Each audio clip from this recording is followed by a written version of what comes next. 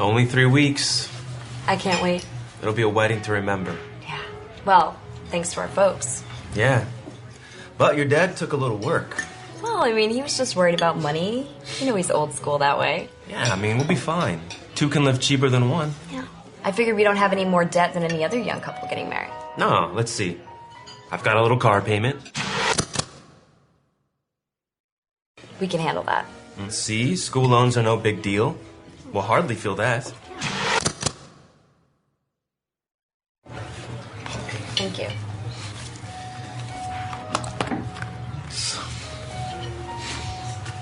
She was nice, wasn't she? Yeah, big tip for her. Yeah. Oh, by the way, we saved money on the honeymoon package. I mean, I figure it'll cost us less than $3,000 total. And Uncle Sal ought to be good for at least half that. Are you sure we can afford the big apartment, though? I mean, I'd be happy living in the smaller one. Don't be silly, babe. I'm in line for that good raise, remember? I'm sorry, sir. This card came up rejected. Well, that's not possible.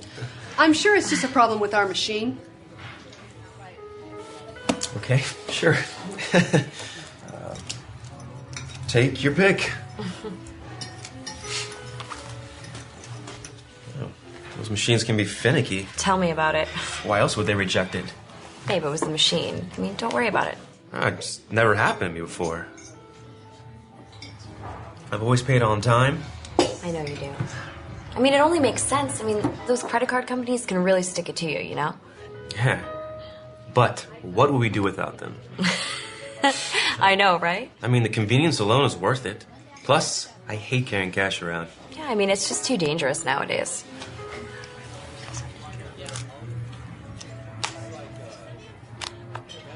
Well, all of them? I'm afraid so. Well, even this one?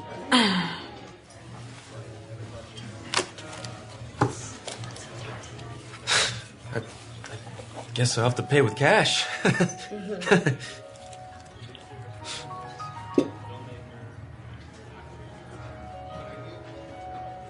Oh.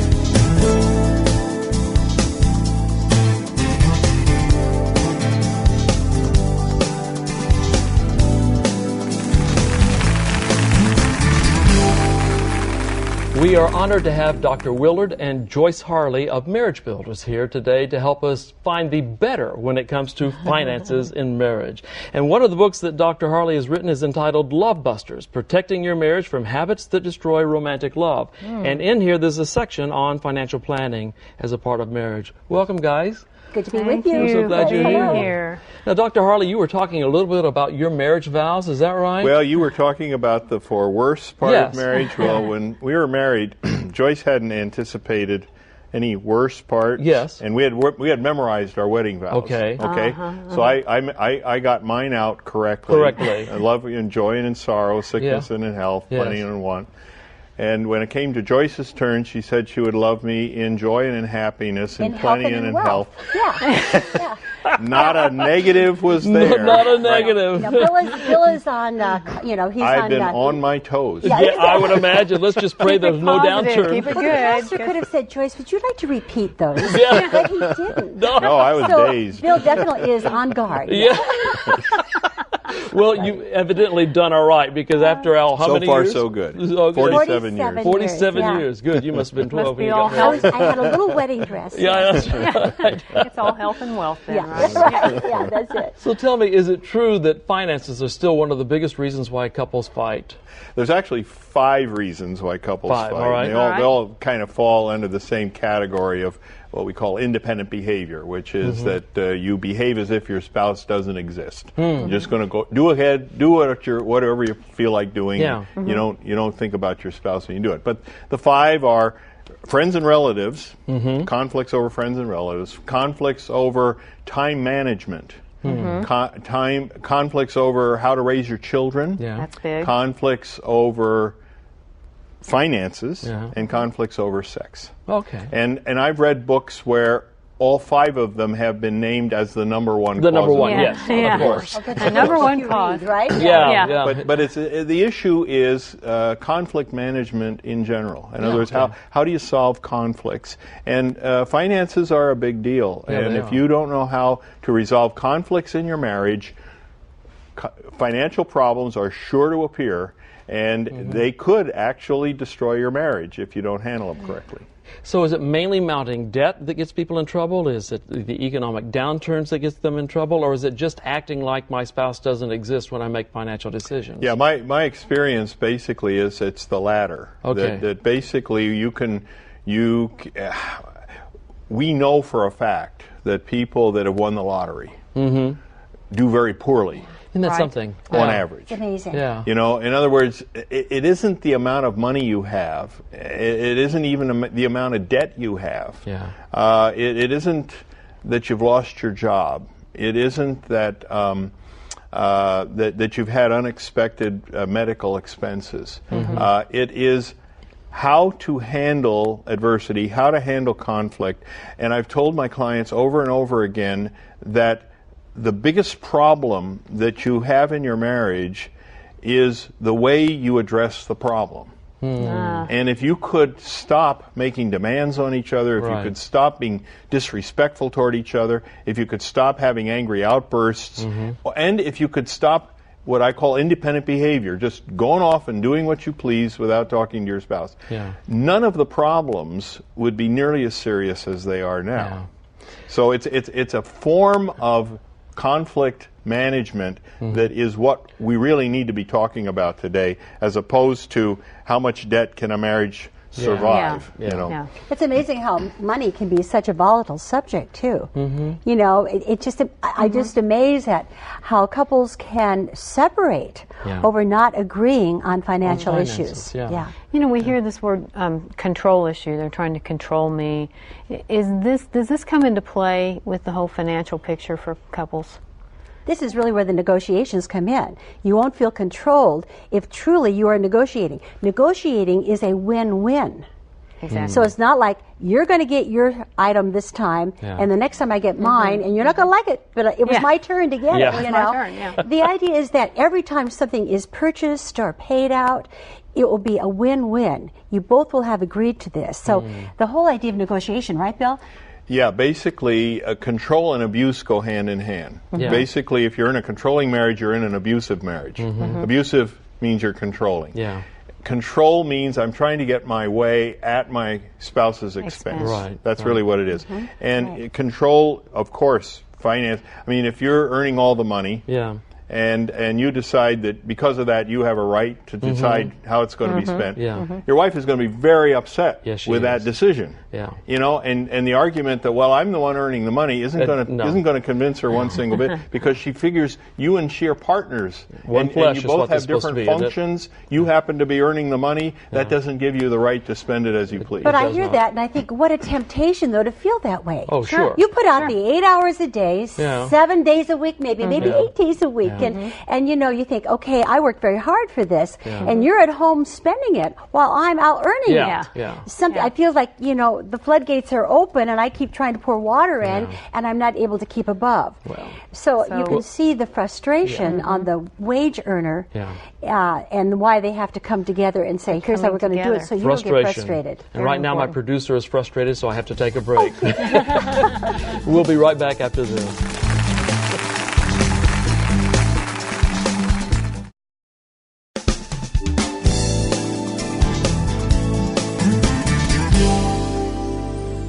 Welcome back. We've been talking about money with Dr. Willard and Joyce Harley.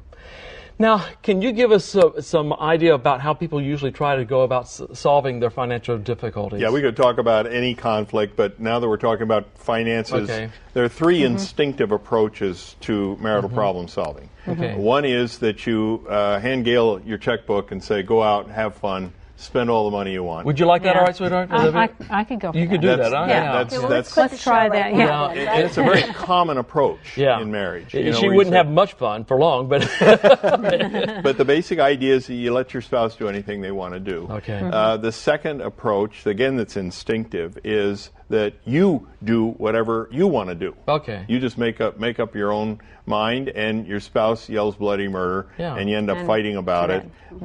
But that's the second approach. Okay. The third approach is a very interesting problem in America, especially because we're seeing a lot of this in marriage, and that is when it comes to finance, you do things independently. You know, you have separate checking accounts, you have separate incomes, you have separate vacations. Wow. You know, basically you just live separate lives. And so the decisions that you make about your own area of finance is your decision.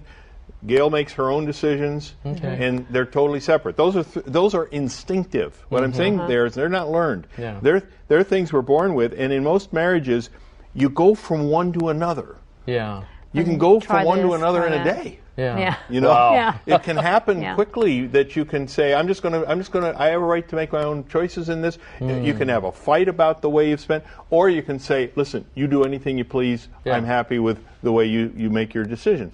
Now, the right way to make decisions, which we will be talking about more, is that somehow or other we've got to come to what I call an enthusiastic agreement about every single financial decision. Wait a minute. That means that both Gail and I have to enthusiastically Yeah. agree. Not just agree, but Right. enthusiastic. Giving her your begrudgingly, but- checkbook is not enthusiastic. No, I'm not going to be agreement. enthusiastic about that. Yeah. Nor would Right. she be Yeah. with me spending it No, either. that's Right. not going to And work. notice you're both being enthusiastic about Yeah. this decision. That's Yep. right. Yeah. It's a That's win-win. right. Making decisions independently where you're going to fight about it. Yeah. That's not enthusiasm. And then, of course, separating it out. You see, that's kind of a last-ditch effort to try to say, well, we can't agree on anything, so let's... You spend your money, let's I'll spend just- mine. right. But you know, when people do that, I see them fighting still because, well, I paid the mortgage.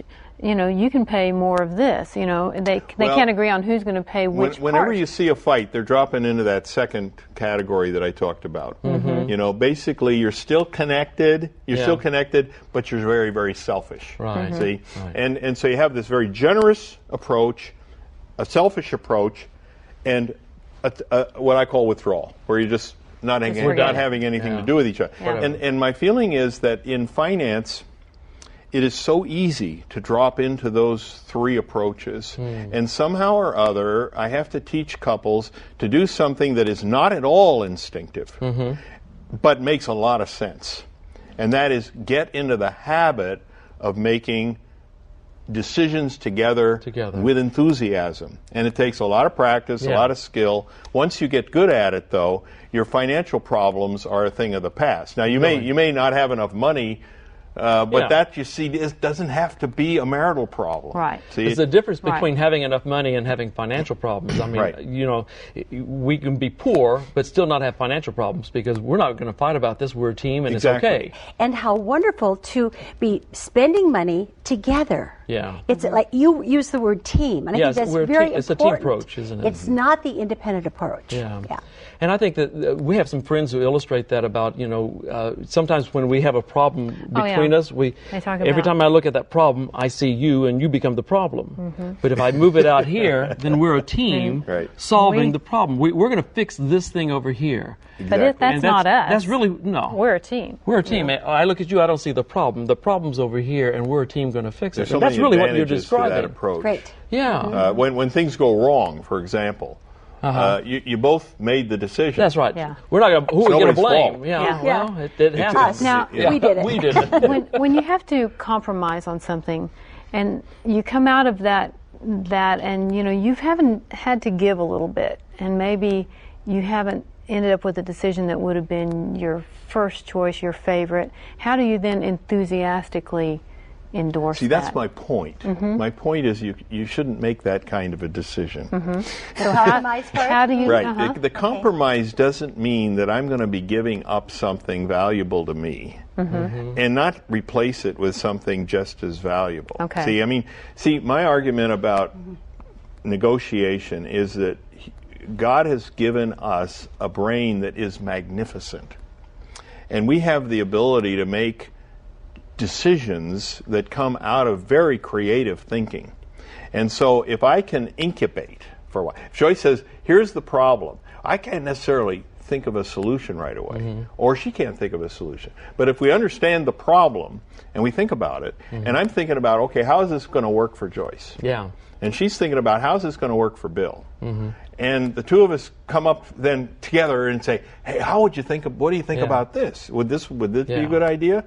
And all of a sudden you hit the mother lode. You have a solution, and it just seems to have come from nowhere, and it's the way God looking made at it from each other's point of view. It's an unselfish approach, and that so helps I'm us, not looking come out with something better. at giving up any of my interests in solving the problem, and I don't want Joyce to either. Yeah. See, I want us to be intelligent, I want us to be creative, and like I say, that approach to problem solving is not instinctive. All right. Well, we've got more coming up, and we will be right back right after this.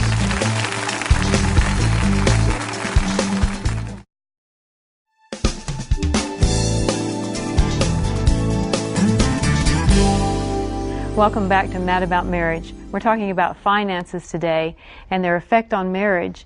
And I understand that you have some negotiating points for us, some basically guidelines. Whenever there is a conflict, and financial conflicts abound in marriage. I've said to people many times that every hour that Joyce and I are together, we have a conflict about something. Oh, really? Have you seen it yet? No. And we handle them very gracefully because we have been in the habit of resolving conflicts the right way. So we get through them very quickly. Nobody's unhappy. Everybody's, it works well. But here is basically the procedure that I recommend for couples that are having financial conflicts or any other. The first thing is that negotiation has to be an enjoyable process. And it has to be safe. Okay. In other words, when you bring up any issue that you have a disagreement about, there should never be any frowns. Rolling of eyes, sighs. Yeah. There should never be any disrespect. There should never be any demands. Nobody should get angry. If you do any of those things, break it off. You're going to get nowhere. Yeah. So you have to have an environment, and you have to think this way, that when your spouse comes to you and says, I've got a problem we should discuss, you think, oh, good, this will be fun. Yeah. See, this is how That really never There's hit a my mind, but okay, challenge. we'll work on that. In other words, the process of negotiation in business, certainly, is not an unpleasant experience for most people. They like it. They enjoy it. And that's the way it should be for marriage. Okay. Okay, the second guideline is that you should gather information about the way your spouse reacts to the problem and the perspective that your spouse has about the problem. So if we have a conflict, Joyce wants to get a new bedroom set, I want to get a new boat. Well, yeah. Okay? It makes sense to me. The boat really works. And I say, We're sleeping on a mattress. Oh, well. I said, we haven't had a new boat in 3 years. It's We've time. never had a bedroom set. Yeah, there you go. This is not true, by the way. Oh, I understand. So Joyce and I say, okay, we'll discuss it, and we understand that what we're headed for is an enthusiastic agreement. We're not going to do anything until we're both enthusiastic about it. And so my job is to understand Joyce's perspective about the bedroom set. And I also have to understand her perspective about the boat. Right. So I ask her a lot of questions, and I have to do it with great respect. Of course. If I show any disrespect, I'm going to lose my cause. Yes, you are. Yeah. All right? Yeah. So she does the same with me. Okay. So that's the second step. And we got about a minute and a half of the last two. The third step is brainstorming. Think of anything you can possibly think of. Gotcha. And the fourth step is don't make a decision until you're both enthusiastic about what you've decided. This takes practice. Of You have course. to spend a lot of time doing this, getting good at it. Once you're good at it, financial conflicts become a breeze. Yeah. And it's effortless then to negotiate this Yeah. way. Right. I think sometimes with the enthusiastic agreement, you really have to put yourself in a mindset of, I'm going to choose to be happy about this because this is what we've come up with together. This makes the most sense for us together as a team. And so I'm going to glad. enthusiastic. I'm going to be enthusiastic about it. I'm going to support this. That makes sense? The other way of looking at it, though, and this is, I want you to look at it from your selfish perspective. Yeah. I want you to be enthusiastic because you think it's a good deal for you. Okay. I Yeah. really do. So I we've encourage come people. all the way to that point. I encourage people to be selfish about the final decision. And when you do that, everybody follows And through on everybody's their happy. commitments. Yeah. Okay. It's a win-win. It's a win-win. You don't get any passive-aggressive reactions. Well, that's Hey. great. No sacrifices. No sacrifices. You know, I really love your approach to things. It's very, very It positive. It's very practical, and it has been extremely helpful to a lot of people for a lot of years. So thank you very much. Thank you. It's our pleasure. We will be back with a final word right after this.